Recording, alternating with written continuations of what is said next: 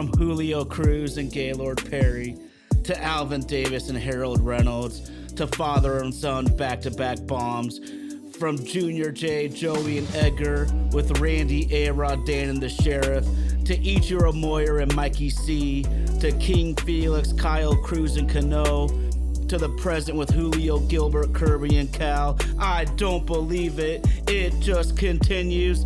My, oh my, it's another sports podcast.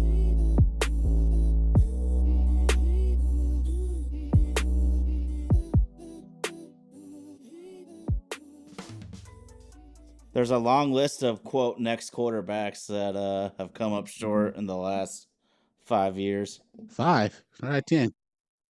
20. Matt Ryan was supposed to be next. Remember when Andrew Luck was supposed to be next? Well, maybe some teams can try to beat. You got to beat the champion, man. Patriots and Chiefs, man.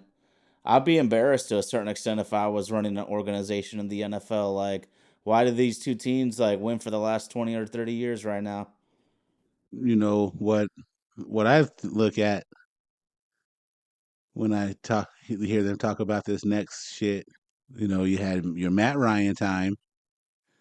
Then everyone was kind of waiting on Stafford. Granted, he did get his ring eventually. Trevor Lawrence, Zach Wilson, Justin Fields, Trey Lance. Man, Trey Lance, bro. Just woo. How bad is it that Dallas would rather start Cooper Rush over you? Then you have my boy in Philly, Carson Wentz, who was a knee injury away from winning an MVP and hasn't been the same ever since. Just all this talk about who's next and whatnot. You know who it really makes valuable is Ben Roethlisberger. Mm-hmm. Whether you agree with him touching women in the bathroom or not, it really makes you value what his career was, because really he was the only other guy to get in there and break the code. Flacco got lucky once. What do you think about Eli Manning? I mean, he got 2 also. I think Eli set the trend of trying to tell someone who wants to pay you $1 million to be their quarterback about where you ain't going. You know, just your money ain't good money.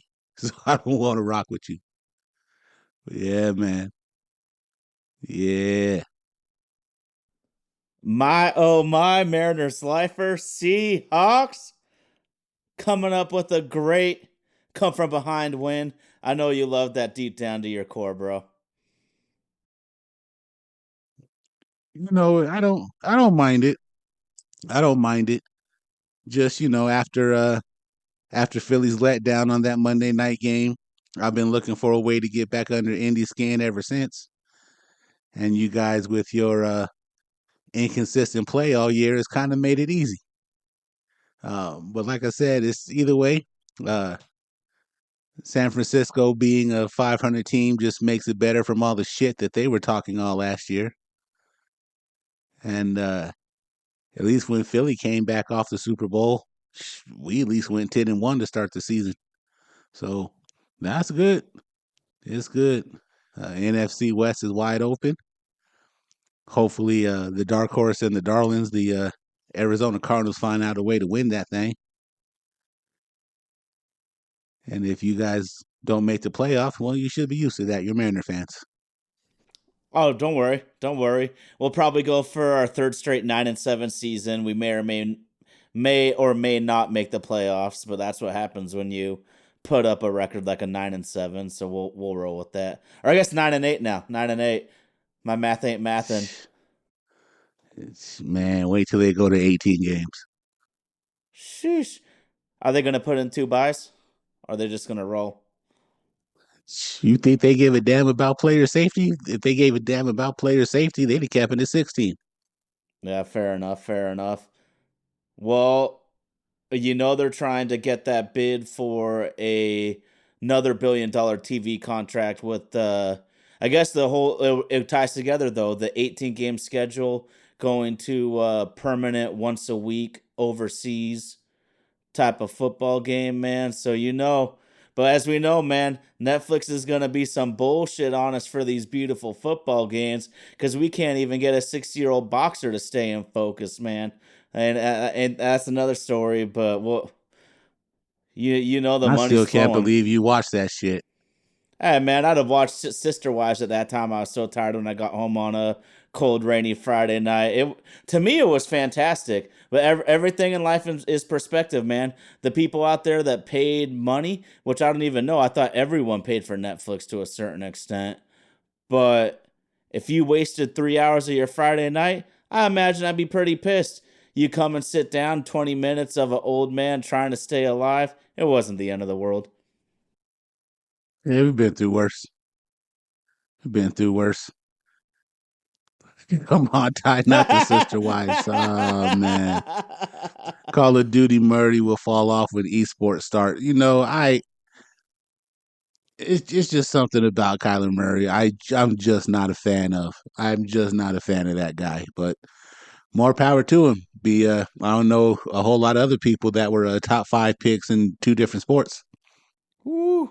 The dude does have some athletic talent. I'll tell you that. Real Tay talk Williams though, that better not speed. show up in here tonight. Yeah, he better not. Yeah, we them boys. Where you at, we them boys? We've been waiting on you, homie. Did they even play today? Does it matter if they did? They'd have lost. Fair enough. I got a homie send me a picture. I'm a Florida State fan. Send me a picture of Florida State playing the bye week with no one else on the opposite side of the field, and we were still down 36-7. It's like, watch your fucking mouth. Okay, so this is crazy, dude. This is crazy. Kyler Murray's 3-0 since the new Call of Duty came out. So maybe that shit's locking his focus in. But you know what, RG, speak on this. I know that the game plan in the second half, two Supers ago, might not have been his most outstanding work. But I think that the Arizona Cardinals got a legit coach down there in the desert. Ah, shit. Tay Williams showed up. Hold on real quick. Here we go. Tay, I can appreciate that, man. As a lifelong Mariners fans, no matter how bad your team is, you got to back up your boys. But man, Dallas might have missed their little window right there. Holy shit. Texas Power, Kyler's supposed to be a male gymnast with that build. Man, that dude could fly through the air, though, if he wanted to go that route. But crazy weekend of football. We're still trying to get RG back on the mic here. My, oh my, it's another sports podcast. Homeboy's actually back in Albuquerque. So that's good news for all of us. Getting him back on the mic. Live chat. How y'all doing? How y'all doing? My beautiful Mariners and Major League Baseball as a whole have not done nothing so far on the off season. This is why football in general is lapping the beautiful sport of baseball.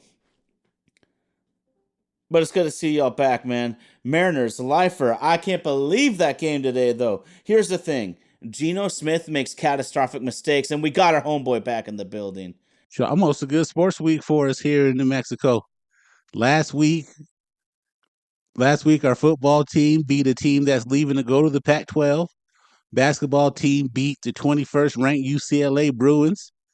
Then this Saturday, our football team did it again and upset the Wazoo Cougars. Showed Pullman, Washington that y'all ain't shit. Should have invited us to the Pac-12. But we did fall short today in Madison Square Garden against St. John. But hey, if you're a Lobo fan with that type of exposure, 3-4 in this Power Weekend, we'll take it. I wonder we know it's Jerry, but I'm wondering too, man. So earlier this week, Jerry DePoto hops on the mic and is sheepishly saying that we're gonna expand the budget by a little bit. It's clearly not going to be Juan Soto, who rumors have it the New York Mets and Steve Cohen are already offering him $660 million freaking dollars. Holy crap! Oh, I thought we thought the Mariners couldn't afford him at 30 large, 660 plus. Ooh, baby. Be good to be an elite hitter, man. Absolutely. Nah, that boy's gonna get paid, man. That boy's gonna get paid, and he deserves it. Let's not nickel and dime and waste time and act like we're interested. Let's just go on ahead and go sign Jose Abreu and Josh Donaldson. Oh God.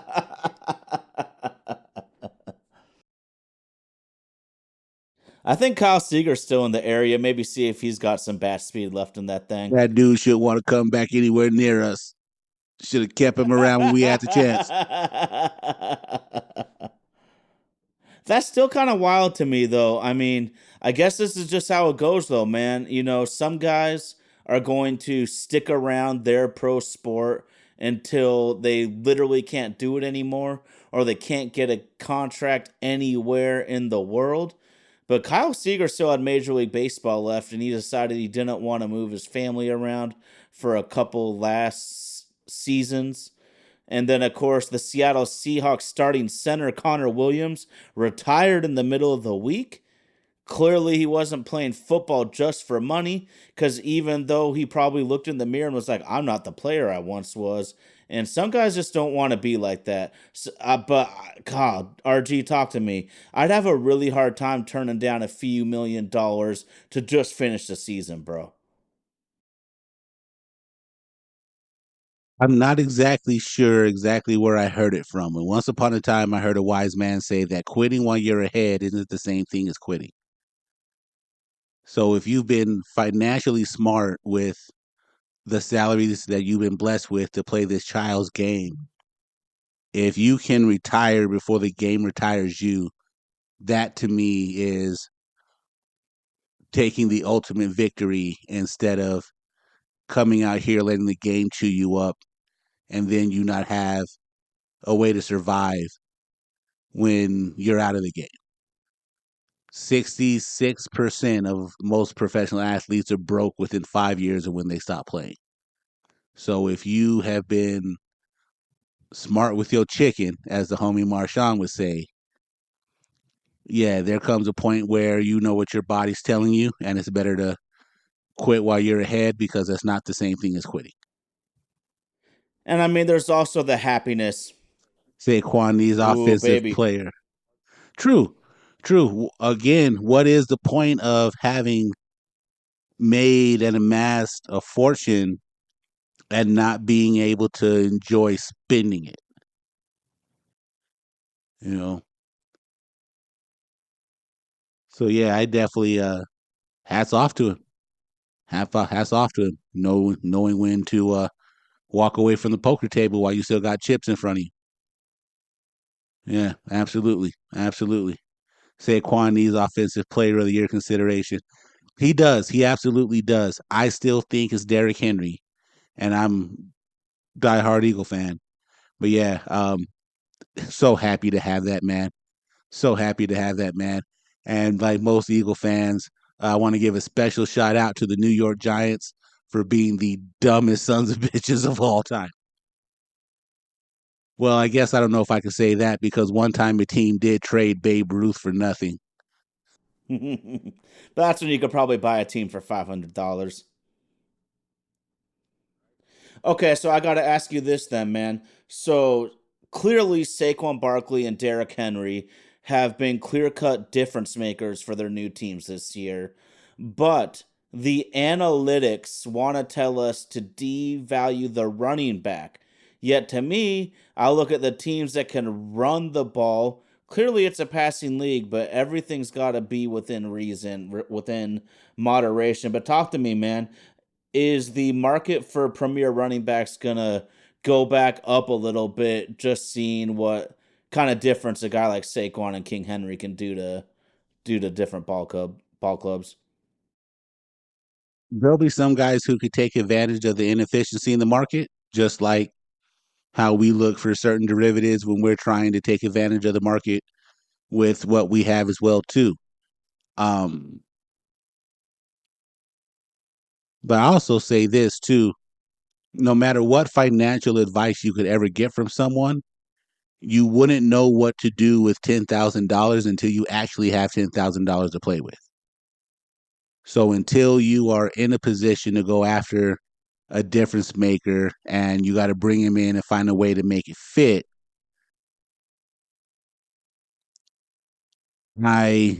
it's hard. It's hard. Because you look at Joe Mixon, I think he's helped the Texans. Who else? I think that Austin Eckler does bring a different level to the Washington offense as well too. Mariners Lifer brings up a good point. Running backs are devalued because of the lack of quality offensive linemen in this era of football. I just think that we've gotten too pass happy in the NFL, and running the ball seems to be an anomaly. Or you look at Tampa Bay, they got three running backs. So if you're out there and you miss a block, they just pull you out of the game. So you never really have a chance to get any momentum going, never have a chance to really get into the flow. One mistake, you're on the bench, and then you watch this other guy get 15 snaps. Then your number gets called for X amount of snaps, which he can't. Then they pull both of you and put in the third string, and there's just no chance to really get it going. Remember when they said that the spread offense would never work in the NFL? And that's pretty much all every team runs today is some form of the spread offense. So yeah, man, I don't think we're ever going to see another running back be the number one pick, but it's definitely still a valuable part of your offense to be able to have if you know how to properly use them. And again, I'm an Eagle fan. We have to remind Sirianni that we have this, if not number one, the second best running back in the game sometimes. And then Saquon does something magical, and it's like, oh yeah, maybe we should have run the fucking ball more. Yeah, no doubt. I'd add in, I think Kenneth Gainwell is one of the top backups in the league as well. I mean, if you got to go to your number two because Saquon needs a blow, that's about as good as a dude as a backup as you're going to find around the league. Absolutely, So, and it's shocking to know that he's been in the league for 10 years. what?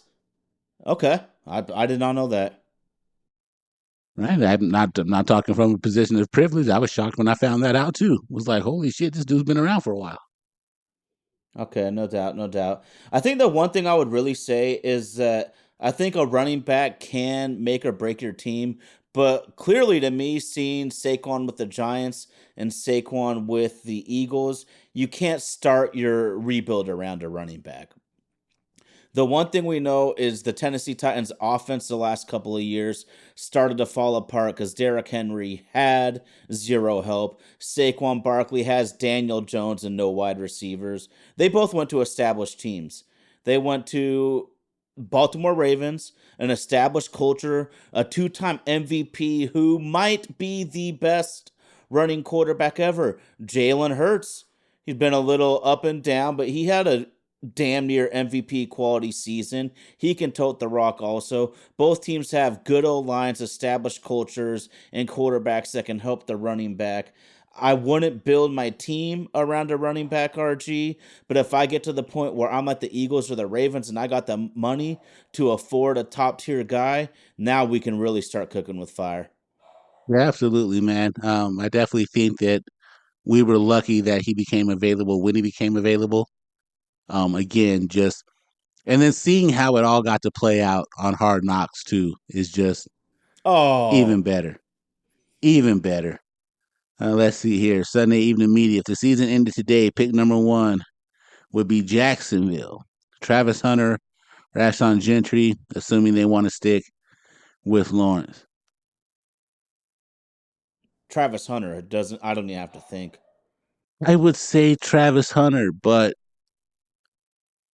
I still don't trust a non-quarterback if unless you get someone to come out ungodly like Orlando Pace. I just don't see a non-quarterback not going number one. Well, your two options are Shador Sanders and Cam Ward. Could you pull the trigger at either with either of those guys at number one? If shit, I'm glad I don't have to make the decision. I'd pick Travis Hunter. I'd pick Travis Hunter, but I just don't see GMs doing it that way, man. They'll find a way to pick a quarterback. They always do that. That is exactly how Daniel Jones goes in the top 10, bro.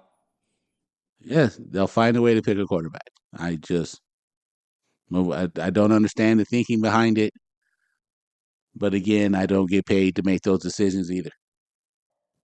Hmm. Yeah, I think it's I mean, obvious to that a certain Travis extent, Hunter we should get be. it, but Yeah, I think oh, it's obvious that Travis Hunter should be. Now, granted, he's not going to play 122 snaps a game in the NFL. That's just damn near impossible.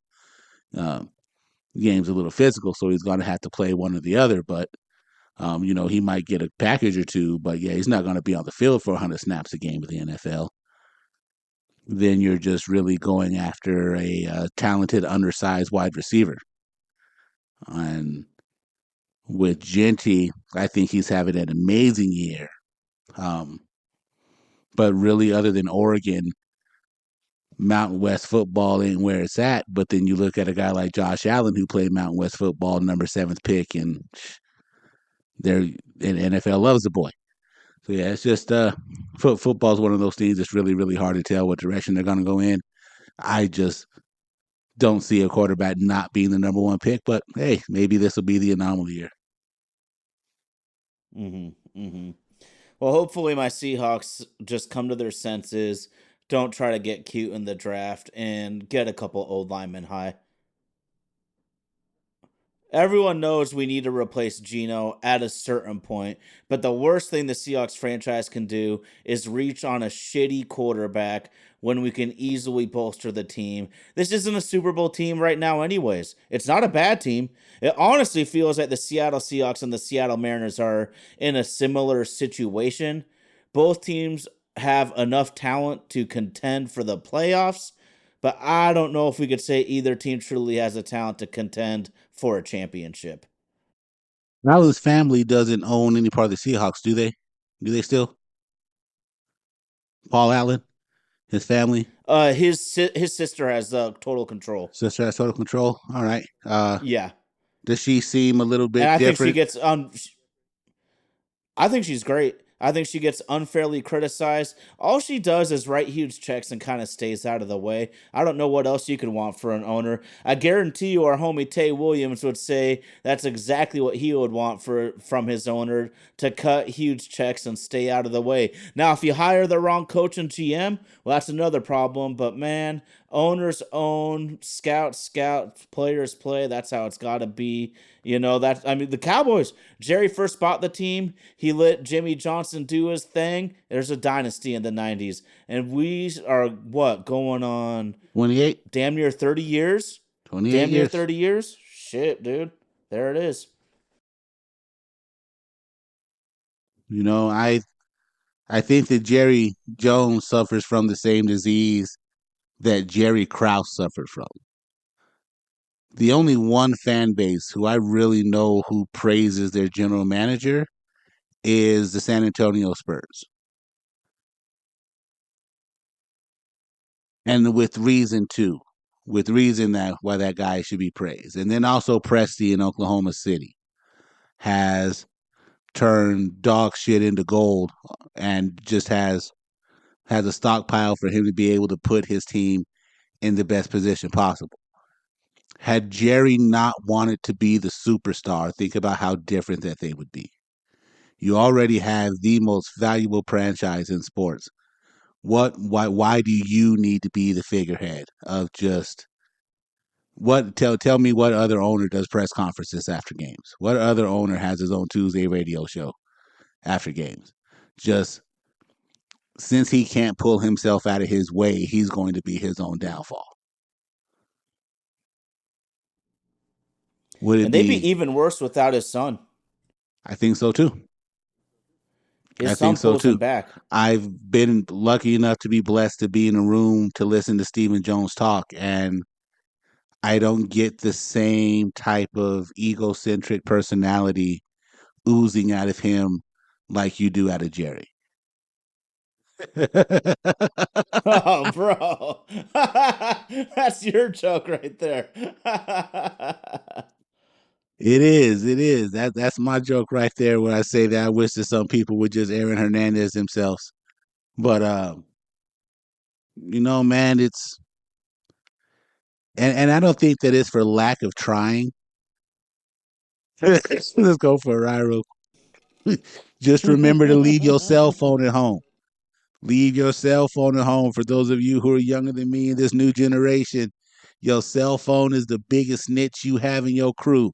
Leave your cell phone at home if you're gonna go out here and put in some work. But I've And your Apple Watch. absolutely, absolutely. Um, I don't think it's for lack of trying. Just it's karma when you tell the system that you're smarter than it. Karma has a way to come back to prove that you're not. Hendrick's been trying to tell people for years: sit down, be humble. Yes, it'll come through. My little buddy's cousin got rub because of Snapchat. That dude, I'm telling you, man, these young kids just don't understand that this thing is the biggest snitch in the world. Keep it away if you're gonna do something fucking crazy. Almost cost Shannon Sharp $100 million. Think about it. Yeah, man. Um, Interesting to see what they do. Interesting to see what they do. You got a lot of money tied up in Dak. Got a lot of money tied up in CeeDee Lamb. You're still going to have to pay Michael Parsons. I personally am hoping there's a way that Harry Roseman can fleece them and Michael Parsons can become an Eagle. I think there's part of him that wants to be an Eagle. Said that before. They're just in a very peculiar situation. But, you know, NFL too, a lot of parity. Never know from year to year. Never know from year to year.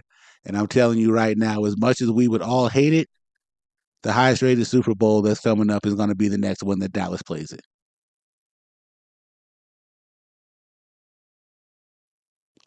Be the first one And they can oh, sell and on pay per view. Tell you that. shit, yeah. I mean, here's the thing about the Cowboys, and we saw it with the Yankees and the Dodgers just this World Series. You might love them, you might hate them, but all the fans are gonna watch. The aspect that they have that most of us wish that we had is that their ownership is willing to do whatever it takes to get them to the World Series, not to be competitive in the division, to get them to the World Series. It is championship or bust. February 10th for both of those organizations. And they position themselves in order to be able to get there. We would love for our ownership for the Mariners to take that type of approach to it. So you can say what you want to about them. They are not cheap. The Guggenheim Group is going to go out and get whoever it is that they need to feel to get them over the top. Steinbrenner's been doing that for years. Money can't buy you a championship. Well, it sure ain't for lack of trying with the Dodgers and the Yankees. Yeah, no doubt. I wonder if you heard about this, dude. There's another team out east that is trying all sorts of ways to improve their ball club. Did you hear about the Baltimore Orioles and their stadium decision for this offseason? No, I have not. Okay, so as you might recall, the Orioles moved their left field fence back and built a hella Yeah. tall wall just 2 years ago. And as an organization, their front office and ownership decided that it was too prohibitive to hitting, and they decided to adjust it. Listen, Mariners, this is why I wrote this story down because it correlates to the team we love so much. Is they course corrected too much, and Orioles general manager has decided that they're gonna move the left field fence in because of a quote overcorrection and to quote find a happier medium. And we know this is a huge play because there are less and less great hitters out there that are available to make people want to hit in your ballpark. And we keep hearing the Mariners hide behind this, hide behind that. You know, we want to be a pitching first ball club. But I've seen the Orioles make two ballpark dimension changes within a 4 year span. You can't tell me the Mariners can't do that type of shit. And once again, I'm trying to help them out here, bro, because it's a lot cheaper to move in the fence and go and get a premier right fielder for damn near $700 million. But clearly, teams can do this, and the Mariners are choosing not to. For them, I think it's a very slippery slope because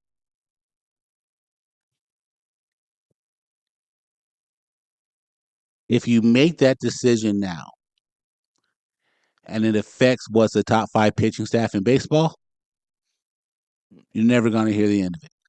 Never going to hear the end of it. Now, do I also think that they're wasting the talent of the people around them in Seattle? Like, I feel that you could get a group of 5 to 10, or I'm not sure how many you would need.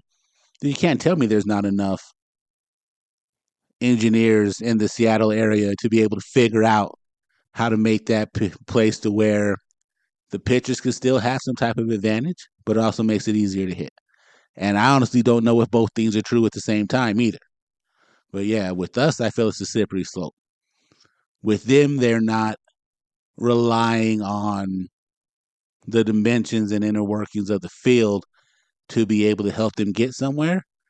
They've built a great talented team that is playing well and not bitching about the field dimensions to be able to get it done.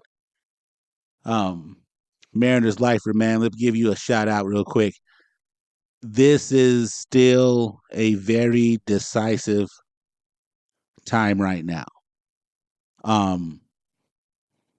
We try not to bring that element into this show because it's really not worth talking about other than encouraging you to be a part of the process when the process is running. The process ran. We have a winner. January 20th is coming. Nobody's opinion can change that. Not here to talk about who could or could do something wrong. What we're here to talk about, to me, is the fairest thing that there is, and that's just our love of sports, man. But we're happy to have you with us each and every Sunday, and keep the good comments coming. Happy to have all the chat with us, rocking with us. Thank you guys for coming to join us, and hopefully some of you guys will be willing to be on this show as we move forward. Yeah, can't change any of it. Just got to be focused on your money. Just be focused on your money. And I don't believe that whoever is in control stops you or helps you get it. You just got to be a hustler. If you tell me that you did better with one under the other, that just tells me that you're not working hard enough. When work hard regardless who's in there. Pick up that overtime. Do what you got to do. Already enough about that. I just definitely think that something in Seattle has to be done. I don't know if it's reconfiguring the field. I don't know if it's what has to be happening with the batter's eye. Some guys have had great hitting, seasons in Seattle. Well, maybe Nelson Cruz is the anomaly here. But, I just don't understand why, if there's a problem, there's enough smart people in Seattle to help you fix it. It just, to me, seems like we're doing enough to keep the turnstiles moving, which is great, but I don't cheer for my team to keep the turnstiles moving. I cheer for my team to compete for championships. And maybe I'm naive to think that that's what I'm going to get out of the Mariners, but I expect them to be able to compete for championships, even though we haven't been close to the dance in 20-some years. But that's what I want out of them. You can fan how you want to fan. You can believe in what you want to believe. Until we are willing to put some chips in the middle of the table and go for the gold, I'm just not up for laser night and drone night. This shit doesn't do nothing for me. I live 1,500 miles away. I want to see the team be able to compete at a high level. And being good in June doesn't mean shit to me if we suck in September.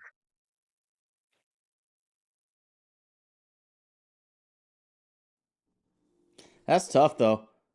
I can't even believe you brought it up, though, bro. That seems like 15 years ago that we were up by 10 games in the 2024 baseball season. When you I mean, in I that basically battle, forgot that happened. when you're in that battle to try to end these curses and do whatever, every single game matters.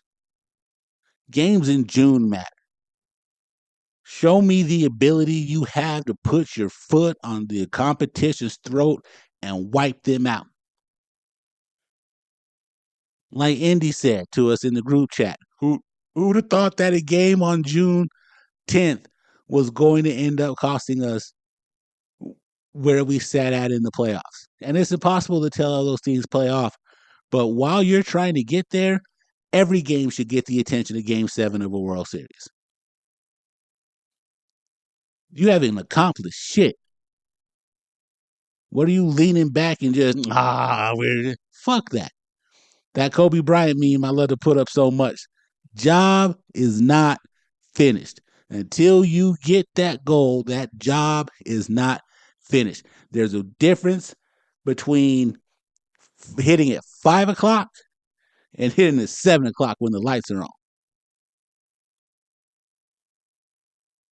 It makes me angry. And again, I'm never gonna not cheer for the Mariners. Yeah, exactly. Yep. You think the Cavs are taking any game lightly? Nope. They're out to run with it. They're out to run with it because they know that they still have to go through Boston to get something done. And you Quick won't question, be man. able to Are they get still there and get undefeated? that done, huh? I'm Are not they still sure. undefeated? I'm not sure I was gone, but I know the other night that they held on to get to 14-0. Yeah. Yeah, just 15-0. 15-0. Yeah, man. Come out up until the goal is done, there ain't no coasting in it. Like that old story of the rabbit and the hare. Rabbit had a massive lead to pulled over to take a nap, woke up, and the hare across the finish line. Come out every game like it matters. You're trying to change a culture of a city and an organization, and you want to just sit around with your hands up, acting like you've done a good job. You ain't won shit yet. You know what I do love though about the Mariners going forward next year? Although Dan Wilson is a beloved person, basically anywhere he's been in his entire life, Dan Wilson was Lou Pinella's right hand man.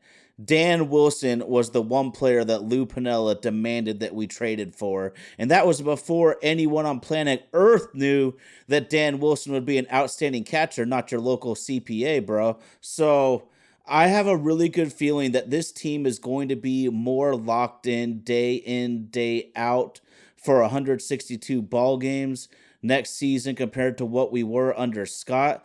It feels like Scott's really good with the players, but if you're too nice to your employees, if you're too nice to your players, you sometimes got to keep people on edge just enough to get the most out of them. Analytics are good until a point where the one thing the analytics can't do is control the human element.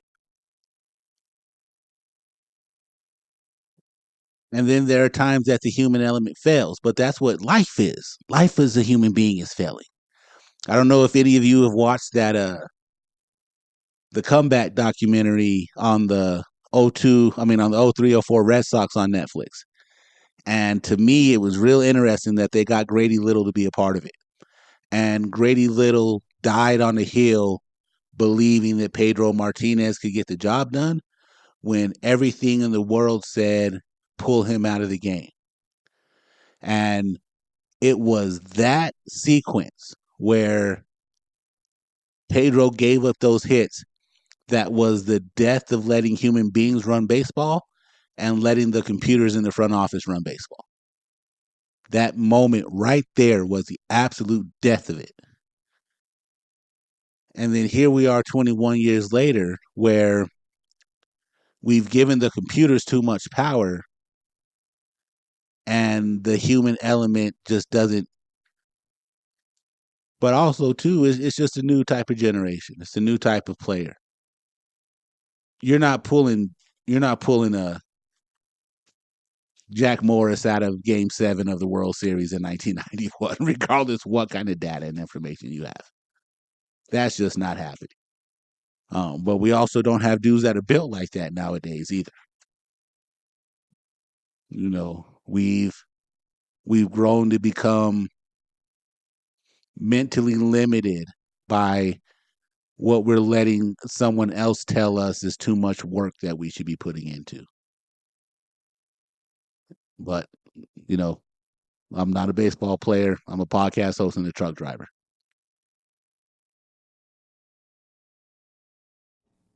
All right, man. Well, we decided to do this again. Let's just do this now, and then we can really just dive all over the map. But it's been really fun for football so far for me this year. But I ain't gonna lie, it always is. Analytics, analytics took me a minute to get it, and velo obsession, and that's kind of crazy too because I'm a sucker for hard throwers. I just love guys that frickin' shove it.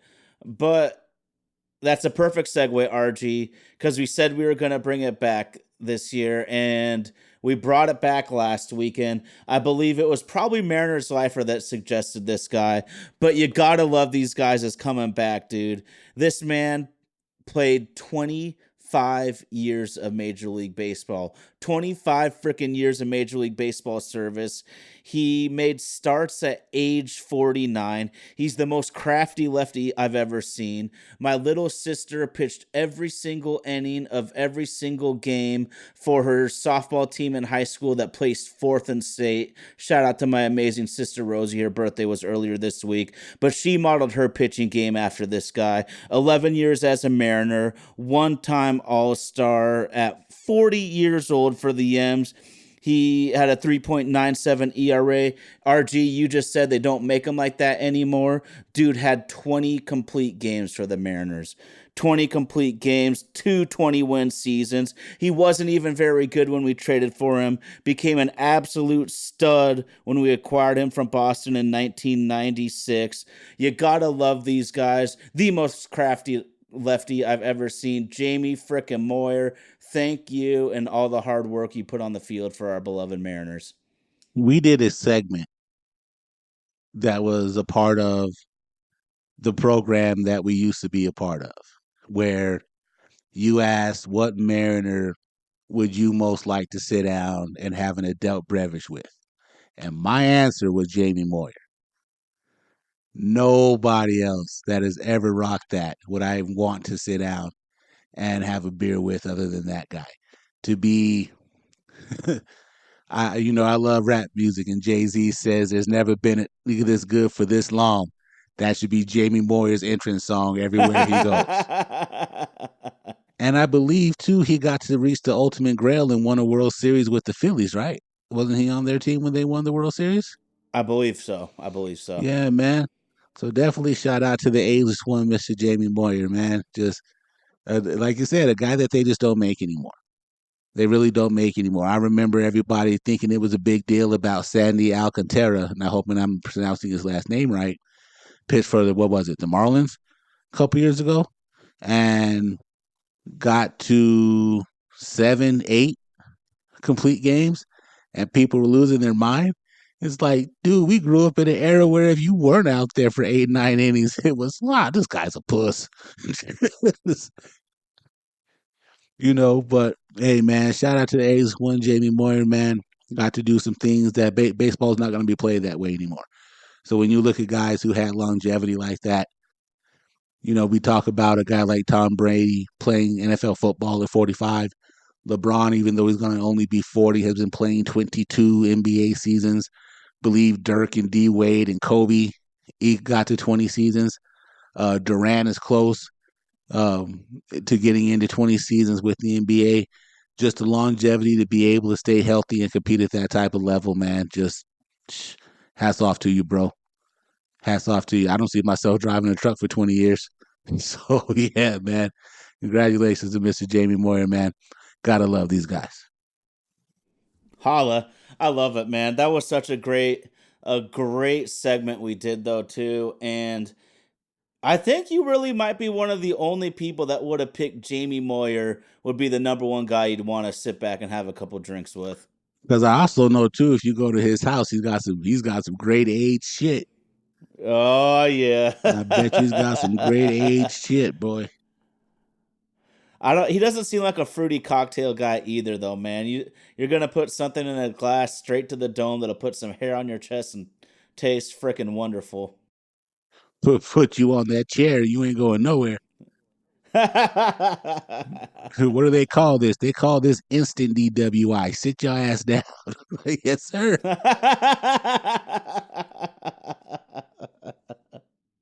Oh man, that's good shit. Yeah, man. Yeah, man. For sure. For sure. Vaden Podcast Services present us another sports podcast coming to you live each and every Sunday here on YouTube.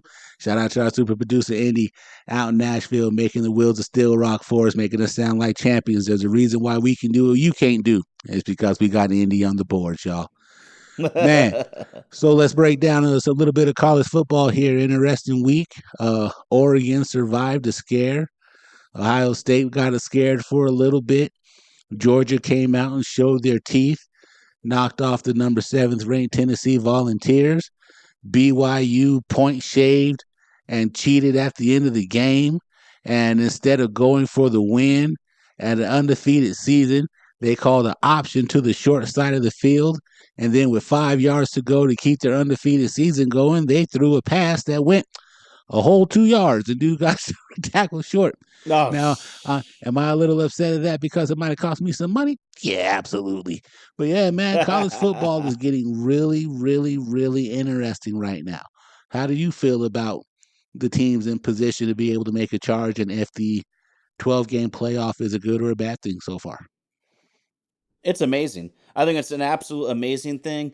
And sometimes we got to be careful because I know the one major concern was, is this going to take away from the regular season?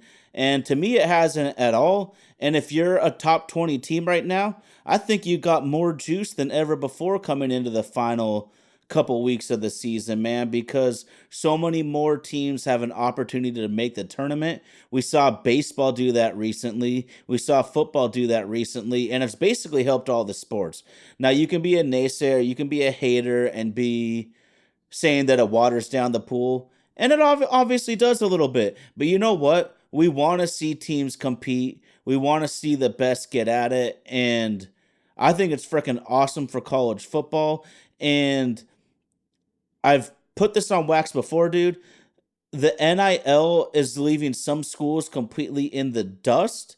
But if you were in one of the top conferences, it's leveled the playing field a little bit. I feel like a school like Ole Miss is going to have more of a chance against, say, an Alabama than in the past because they can literally pay their way to keep up with the Joneses, so to speak. And it's because our whole lives, bro, it's like you go to a place with tradition. What school is going to win enough where if I ball out, I can get to the next level, so to speak? Now, man, you pay a little money, keep a kid here, keep a kid there, and it might be a little more topsy turvy.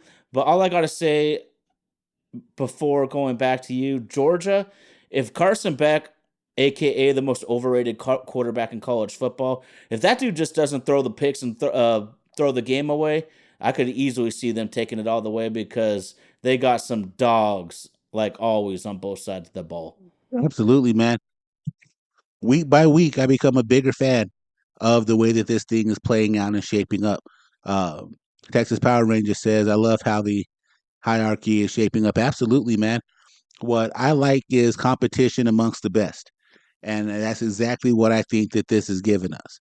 Yes, the realignment did break up and do some crazy things. I think it's absolutely insane that UCLA and USC are going to have to travel like 1,500 miles, 15,000 miles in the course of a season to complete their schedule. But I also don't give a damn either. I want to see the best play against the best. I want to see high level of competition go on.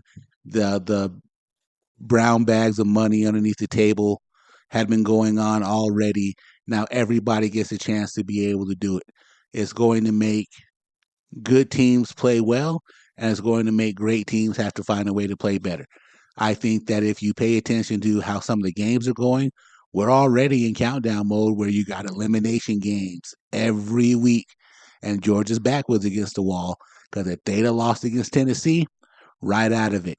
LSU still had a way to backdoor their way into the SEC championship game, right out of it. You know, it's definitely it has made things down the stretch a lot more interesting. I listened to one columnist talk about how at this time of year we're not only paying attention to 6 teams because only 6 teams have a shot. You don't know who's going to come out of that bracket right now, and I have no problem with it. Let the power conferences, let the power conferences eat, And then for the guys who are out the power conferences, let them compete against each other.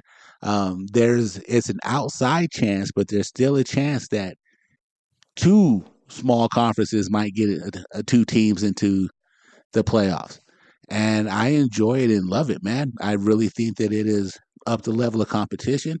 It has really made us pay attention to games. They're going to have to clean up how the standings and the rankings coincide against each other, but I know how to shut my mouth and listen, so I absolutely get it.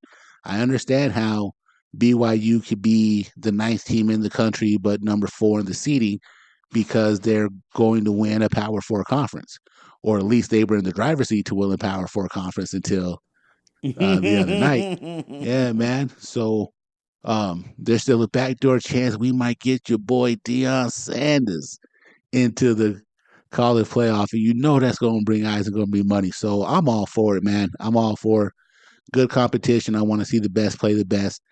There's going to be a lot of Big Ten and SEC schools sweating. This will definitely change the way that a lot of schools handle their scheduling moving forward as well too. And I know that college football schedules, some of your non-conference games are locked 4 or 5 years in advance. And I know that because me and two of my friends here who are Michigan fans have been hyped for 3 years, knowing that next year the Lobos are going to go play in the big house. Um, but yeah, there definitely is going to eliminate you having a cupcake Saturday because you're definitely going to need some of these wins. I like how a lot of them have gotten rid of East and West, and we're going to go with the two top teams in the conference are going to play for the conference championship. Yeah, love that as well too, because you would get years in the SEC where Alabama and Georgia don't play each other, and the two best teams in the conference don't see each other for 4 to 5 years, and this has definitely changed that. So I'm all for it, man. I want to see it coming. I want to see Dr. Pepper come up with some more creative commercials. Um, I am a little bit of a traditionalist when it comes to the bowl games, and I'll admit it. That's just because of age. I still remember being young enough where my grandfather was more excited for certain bowl games just based off nostalgia than the others. Our personal one that was our favorite was the Fiesta Bowl, just because of our proximity from Albuquerque to Phoenix. Um, so yeah, man, I definitely get it. My grandma from Austin, Texas, so of course the Cotton Bowl is a big thing to her, just because it was played up the street in Dallas. So I definitely kind of got a little bit about that. I do like some of the tradition of the bowl games, but the fact that these bowl games now are going to be used as semifinals and quarterfinals to get teams to the ultimate dance, I'm all for it, man. I think they got a good thing figured out. Players are getting paid. Players are holding out for not getting paid. And, whether you like it or not, we are a capitalistic society. So let everybody have a fair share to get theirs. And let's just keep it rocking. No doubt, no doubt. Well, as you're well aware of, RG, I am also an employee. I am the labor for a $1 billion conglomerate. So even when some of these athletes, and especially these student athletes, are getting huge cheddar that we can never imagine, I'm still always going to be on their side because they're the ones doing the work for the $1 billion conglomerate. So I'm always going to ride with the people that are putting in the work in that aspect. How could, oh my God, Chris Webber should be ashamed of himself. Oh my God, Jalen Rose should be ashamed of himself. Oh my God, Reggie Bush should be ashamed of himself. I just got out here and just put my body on the line for 16 weeks for somebody else to make $1 billion, and my mama can't get a car.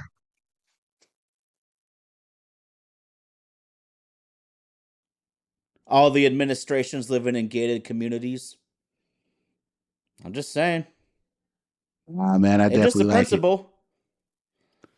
All right, man. I will You say, had I so will many say, I eloquent will words say, there. I will say, I was mad as fuck when Ed O'Bannon won that trial and they got rid of NCAA football. I was mad as fuck. Oh, because that's all I've been playing the last couple months, bro. Because it's been like 12 years of me fiending for that shit. I remember in high school just going at it with the homies on that game. But you left some really good shit I wanted to respond to though, really quick. You were talking about Colorado And there's a lot of haters for Coach Prime.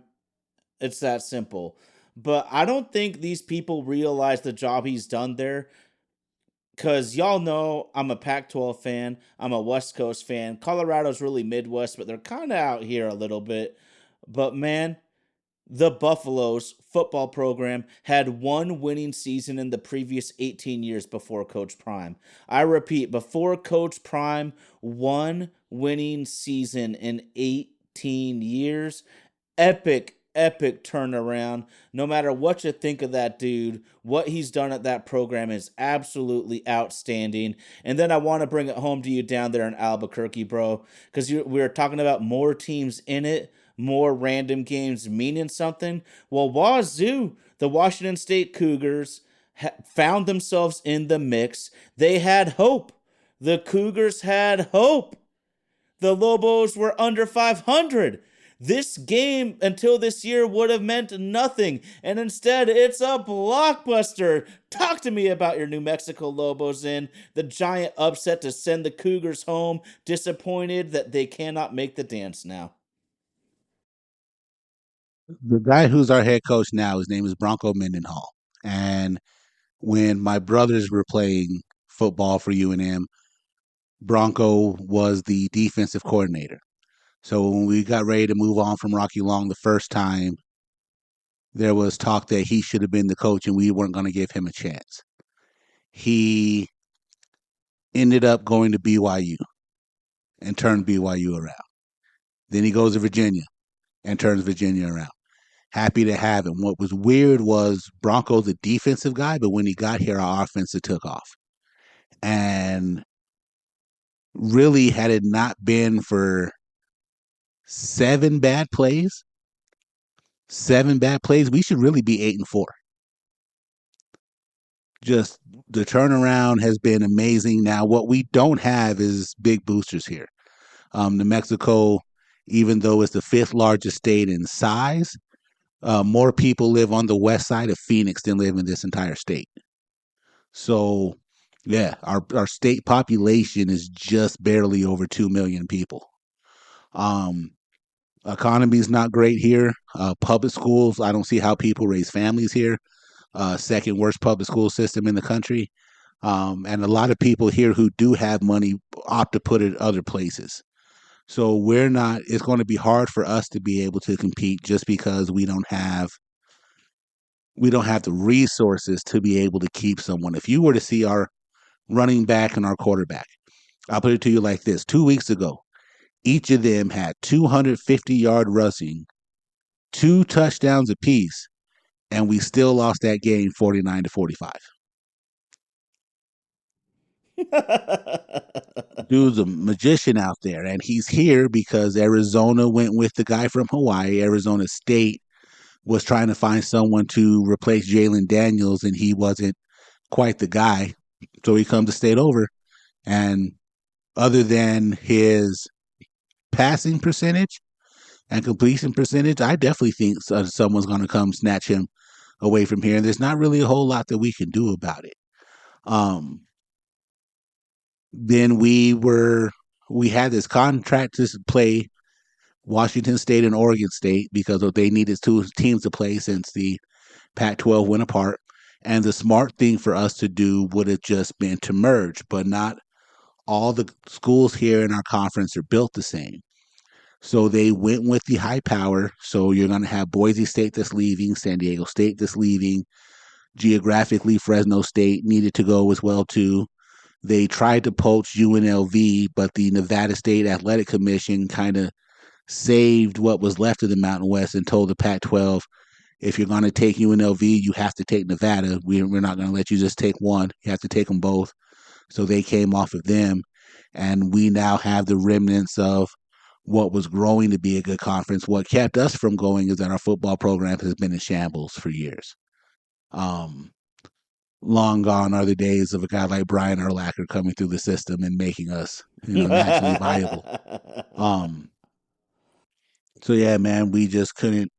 We weren't worth enough. Now, Washington State, to their credit, Washington State was like, hey, man, their basketball program, they get attendance. Our basketball gym, the pit here, legendary. I don't know if you've ever seen the video of Jim Valvano running around looking for someone to hug after they win the Final Four. Well, that happened here in the pit in Albuquerque. And we naturally, Okay. normally rank in the top 15 in home attendance every year.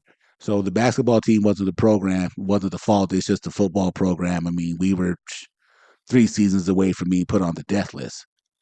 Attendance is down. Haven't been playing really good. Thank God for the SEC coming in and being a partner with us and giving us some money to go out and get slaughtered. Um, and then we actually scored some points on Auburn this year. So slowly but surely, we're starting to see some of the benefits from it. We just aren't going to be able to ever put $1 million team on the field because we don't have boosters that'll do that. Plus, some of our coaches that we've had to buy out from the football program by itself is costing us crazy money. I don't know if you've heard of a guy named Mike Loxley. We're still paying him for dumb shit 10 years ago to get him away from here. Yeah, so our hands are kind of tied, but it all came together last week, man. All came together last week. We went out and beat San Diego State as their goodbye, go enjoy the Pac 12. At the same night, our basketball team beat UCLA, and then we just beat a ranked Washington State on Saturday night. So I remember telling Tyler last week, might want to tell your boys, watch they back when they come here to Bootcade. They may walk out with that L, and they sure did take it. Good for us. In the law scheme, we're going to be one of those schools that's kind of left behind because of how the way the big money works. But again, that's no fault of the system changing. That's just the way that New Mexico just is. Well, that's how it goes. And what sucks for them too is all the talk is that there's going to be some sort of revenue sharing on the horizon, but I fully imagine that will just be for the power conference schools. So I doubt that they'll get any of that revenue either. What I will say though, dude, is Mateer and Dampier can put on a fucking show. If you like college football, talk about dual threat magicians. I mean, no surprise to you, that's the first time I watched any New Mexico football this year. It's just you're from the Northwest, there's only so much football you can watch in a weekend. And usually I'm watching big games. Huskies are as mediocre it gets, even though they had a big home win over UCLA. I don't know if you heard this, but one thing we say is UCLA is where good players go to get soft. Nah, man, but if y'all need a little YouTube highlights in your light. Is it Devin Dampier, I believe? Dual threat magician. This guy is so fun. I'm not gonna say he's gonna be that dude, but he gives you some Kyler Murray vibes back there. Whether you like him or hate him, it's gonna be a fun watch. Yeah, he's just not a polished passer. So if you're looking for him to throw the ball downfield, you're not going to get a whole lot of that because that's not what our offense is. But yeah, man, you want to go check the dude out, man. Give him a run. Speedy Gonzalez out there in the desert, bro. Ándale, vámonos. Yeah. Hey, Juan. 2K Red Ice. We got our homie 2K Red Ice back. The Cougars chalked it. Nah, man. The Cougs do what they do. They couged it. That is a premier line in Washington vernacular. If you fuck anything up at a critical moment, you couged it. Sorry, Cougs fans know it as well. Yeah, man, it is what it is, dog. It is what it is, but still, it's some exciting playoff football to me. It's already kind of started because now we're in elimination games where there's definitely going to be some teams. Who is the most suspect team in the top 10? That's easy. Penn State. Penn State. Penn State doesn't have a quality win over fucking anybody. There's no way that Penn State should have the high of a ranking as they do. They are easily In the like most 10 years. shit. If they're like I was telling everybody during the Ohio State game when we was deciding on which way we was gonna put the Benjamins, it was like, hey, there's one thing I know for sure.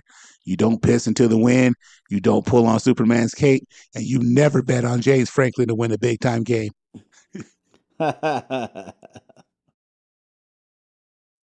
Yeah, for me it's Penn State. Yeah. I don't know how I feel about Notre Dame necessarily either, but Well, Tommy's asking, is Oregon legit? I think so. It kills me to say this. because I hate the Ducks. There's actually, like I've said this before, there's probably no team I dislike more than the Ducks. But when they got Dan Lanning from Georgia, what the West Coast needs is someone that truly understands the line of scrimmage at the SEC elite college football level, which a Pac 12 school hasn't really seen since Pete Carroll was winning chips down there at USC. And if Oregon truly has a line of scrimmage where they can match up against the dudes from the South, now it's on. But we'll see. Well, we're not going to see it till the playoffs start, and that's what's going to be so fun about this thing. Yeah, it's gonna be fun coming down the stretch, man.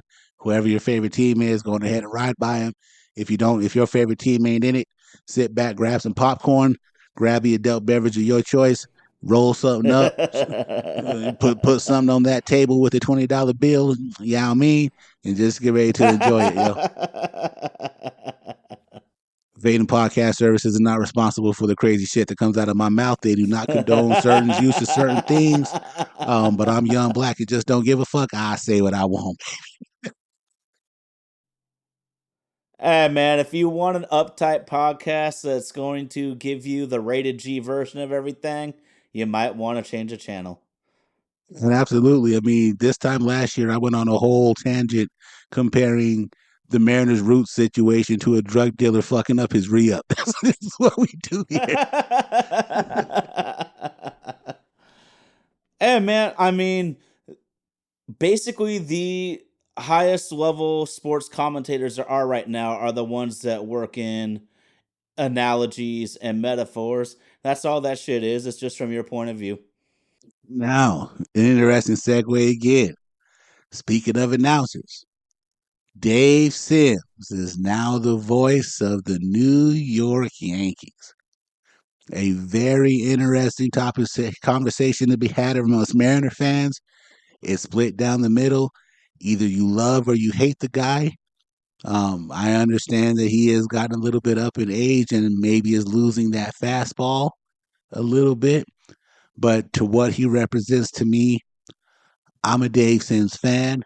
Now, I have heard the stories about he's not the most friendliest person in the world when he's approached on the street by Mariner fans. And I absolutely understand that as well, too, especially to be in his position where the fans make or break his career. But I also think he has had one hell of a career and very accomplished. And the fact that he's going to media market number one has to say something about his talent. Ty, talk to the people. The biggest problem for fans is that when you grew up on Dave Niehaus, y'all gotta remember, Dave Niehaus was the only Mariners Hall of Famer until Griffey Jr. became eligible. And so a guy like Dave Sims gets unfairly criticized, in my opinion, because everybody just wants Dave to be reborn again. But guess what, man? That tombstone isn't moving. He's not coming back. And the most important thing, and I think this is why we work well together, is you got to be yourself. Dave Sims can't up in here trying to be like Dave Niehaus. He's got to be Dave Sims, and he's a professional. I like that he is not afraid to interject his old school opinions. And maybe it's just where we are in the day of age in terms of baseball watching, but it feels like almost all the commentators are pickle licking the analytical side of things and not digging into baseball the way baseball needs to be played. And I'm not against analytics, I've never been, but there's a time and place for everything. There's small ball. I swear, Dave Sims would get more hyped on a bunt base hit than a grand slam, and that tells you more about today's era of baseball than Dave Sims. But like you said, though, RG, I mean, he is, let's be real, he is a major minority in the business in which he works, and he's done an incredible job for several decades. Y'all don't know he's done Super Bowls, playoffs, Monday night, Sunday night, Thursday night. This dude has done it all. It's actually, when you look at his national resume, it's kind of surprising he ever took the job with the Mariners in the first place. To me, it feels he just loved baseball that much. And you said it, man. He's going to the freaking New York Yankees. I mean, It's as big as it gets. That simple. And to top it off, it's one of the only media markets that still indulge in the radio at a decent level, where most communities in the world, the traditional radio has died already. Absolutely, man. To get a chance to fill the shoes of the man he's replacing is going to be a big undertaking. It's not going to be easy at all. New York media is not forgiving, neither are the fans. So we'll get a real good pulse of it, but I think he'll be able to handle himself, and I just wish him the best, man. I wish him the best. I'm not gonna spite an announcer.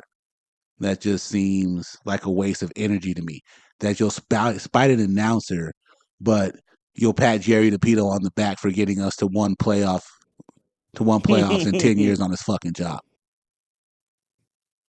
But again, I'm not And going to I tell can you how to understand fan. if you're watching yourself. If you're watching by yourself, I get it. But honestly, most games I don't pay that much attention to the commentators, and it's maybe because my wife's trying to read and I'm bugging the shit out of her with all of my on the couch analysis. But either way, she's going to hear me spout off my mouth whether she likes it or not. But I think that's the beauty, though, man. That's the beauty. She can decide to listen. She can roll her eyes and be like, yo, I'm trying to read here. But either way, I think people get not a little, people get way too wrapped up into what the commentators say, getting so angry or frustrated. I'm like, whatever, man. I'm not there to listen to the commentators. If the guy is great, like I said off the air with Indy, I think Greg Olson is a fantastic analyst or analyst. Greg Olson is fantastic at his job. But if it's someone that annoys me like Mark Sanchez, does it make me change the channel or enjoy the game any less? No. The commentator makes no difference. It's how my team's playing on the field. That'll decide how I'm feeling. True, man. I like Greg Olson as well too. I definitely think it's a little unfortunate he lost his job to a rookie, but when that rookie is probably the greatest quarterback that the NFL has ever had, and he wants to give his hand at TV, hey man, it happens. Tay Williams, I love to see them Niners in shambles. All I can see on the gram is Niner fans crying about Kyle needs to go coach in college or something dumb. I'll tell you this, bro. Please fire him. Please I, fire him. I'll tell you Please. this. I'll tell you this. Without the biased opinion of the Seahawk Nation over there on the other side of the screen, um, injuries, man, injuries are a huge part of keeping a solid team like that together. The economics of the sport are already tough enough to try to keep and build a dynasty, but when you have that many injuries and players not being able to get on the field, I don't know what it is that they expect. Um, just gonna have to take this down year. They'll be all right. They'll rebound. I'm happy to see it too. Just like I said, all the shit that they talked about the Eagles last year and how they broke us, which may or may not have been true, but that rent is always due, and the devil will come back for his when it's time to get that re up. So let him suffer for right now. But it's good. Just parity in sports is good to see. So we'll definitely see what happens. The NFC is wide open. So there's no real other than Detroit really.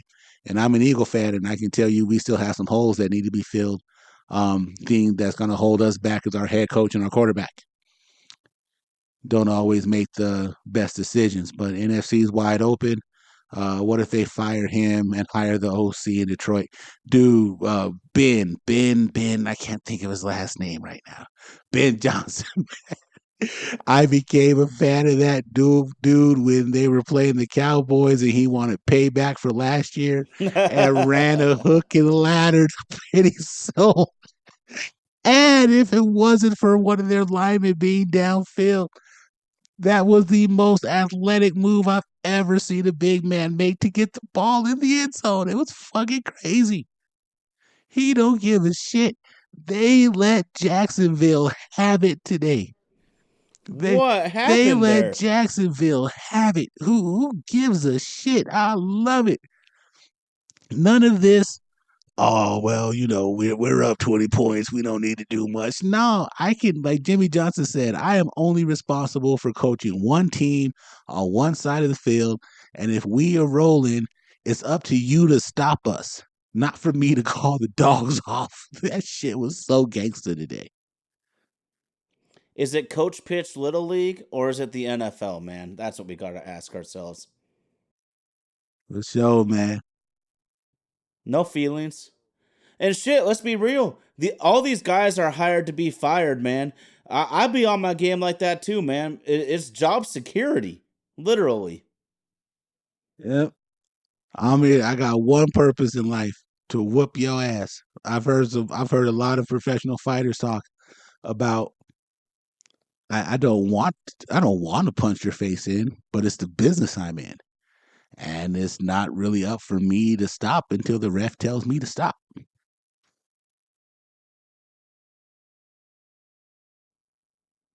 We all got a job to do. Do it well.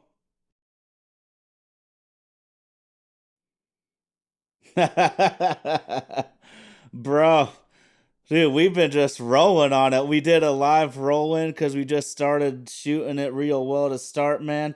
Well, here at Mariner Lifer, the one thing I want to get off my chest right now is if they fire Kyle Shanahan, would you want him on the Seattle Seahawks? And I would have to think long and hard about it. Super Bowl collapses or not, this dude has been running us since we got rid of Russell Wilson. And quick shout out to my cousin Jeffrey, who's a giant Pittsburgh Steelers fan. Huge win for the Steel City today. Russell Wilson, turn back the hands of time, baby. You gotta let Russell do what he's good at. And he could throw that go ball. He could throw that go ball. Um, I think they have another matchup against each other that the division should come down to them. Real exciting to be able to see it. Love the resurgence. Baltimore is going to have to bounce back. It's a great time, man. It's a great time. Um, an 8-2 team who doesn't get any mention is Minnesota, just because Detroit has such a stranglehold on everything up there. Then you even take a look at the Packers and the Bears today, where the curse of Aaron Rodgers just can't subside the Bears organization. And I was hoping that some players, after they blocked the field goal, were going to be running around saying, "We still own you. We still own you."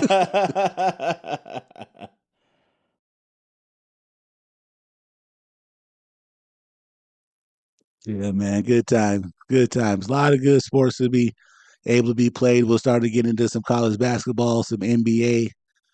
Shout out to my Phoenix Suns, off to a good start. Durant's kind of hurt right now, Yeah. so I would love to see him be able to come back. Vikings won today because of the refs. Hey, it happens, man. It happens. Vegas still has their hand on the pulse of how these games run, whether you believe it or not, buddy. Um, but yeah, man, yeah, still good sports to be had. Good sports to be had. Great time to be a sports fan. One of the ultimate sports days is coming up next week. Well, the week after next, and Thanksgiving. I still wish that they would kind of flip up the matchups, but maybe I don't feel that way now that the Lions don't suck anymore. Uh, Yeah, but the Cowboys are terrible, so they just flip flop, bro. that is true. That is true. We're also going to have to watch some mediocre football playing on some level on Thanksgiving. But yeah, man, it's starting to get good, man. Starting to get real good. NFL is going to start getting real interesting. Of course, as baseball begins to heat up, the winter meeting and the hot stoves and deals actually getting made. We are a Mariner centric podcast. Um, so we'll definitely dabble into some of that as we move forward. But hey, there's a lot of good shit going on. For those of you who are UFC fans, shout out to the homie who trains here in Albuquerque, New Mexico, the most dangerous man alive, John Bones Jones, defeats Stipe Miocic, third round body kick knockout in the world's most famous arena, Madison Square Garden. Also announces he's not going to retire. So now, if you Aspinall fans really want to see how this thing goes down, you just might get your wish. Um, Talk about it real quick. I think you're out of your fucking mind if you think that John Jones is scared of Tom Aspinall. John Jones has done nothing but ran through killers from the moment he got in to the moment he's going to get out of this thing. I would equate it more to the same reason why Pacquiao and Mayweather didn't fight when we wanted them to fight, because that's a one-sided equation that one guy has more to lose than the other.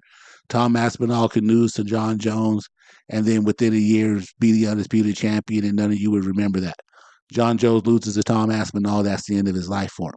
So until Aspinall is a worthy enough opponent that he has something just enough to risk as John Jones does, I'm all right if that fight never happens. And no, it's not ducking. It's just business, dog. It's just business. I'm not gonna go fight. I'm not gonna go fight a guy who has nothing to lose. I got everything to lose. So when he has something worth losing or worth taking, then we can go square up for it. I personally would love to see him and Alex Pereira, danger versus danger.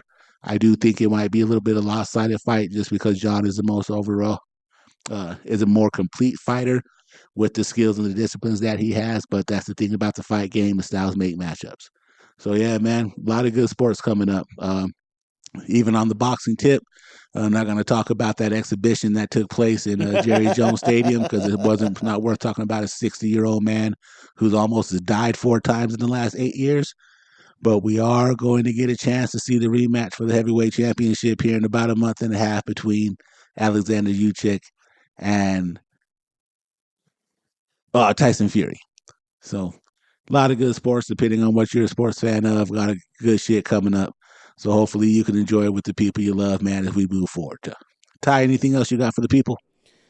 Hey, man, you said it. We still ride or die with the Mariners, but we're not going to be doing it like we've done in other iterations where we talk about nothing on end. When big shit happens, we will be all over it. When the season's in full swing, we'll be there.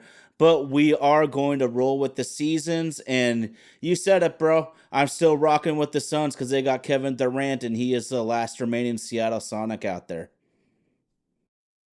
Who are they? What did they play? Tell the ball. Oh I don't boy. think I've ever He's heard of just trying these to get me riled up. Seattle The Sounders. most popular team of the night. Oh my god. Oh man, you know what? I Sean do Kemp. know them. You know I do Sean know Kemp them. owns some dispensaries up here. That's awesome. That's awesome. That's awesome. I hope it's called Rain Man. I hope it's called Rain Man for sure. Oh man, Raiden Podcast Services presents My Oh My. It's another sports podcast coming to you live each and every Sunday night, live over the airways of Twitch and YouTube. Shout out to our super producer Indy in Nashville who makes it sound like $1,000,000 each and every week, dog.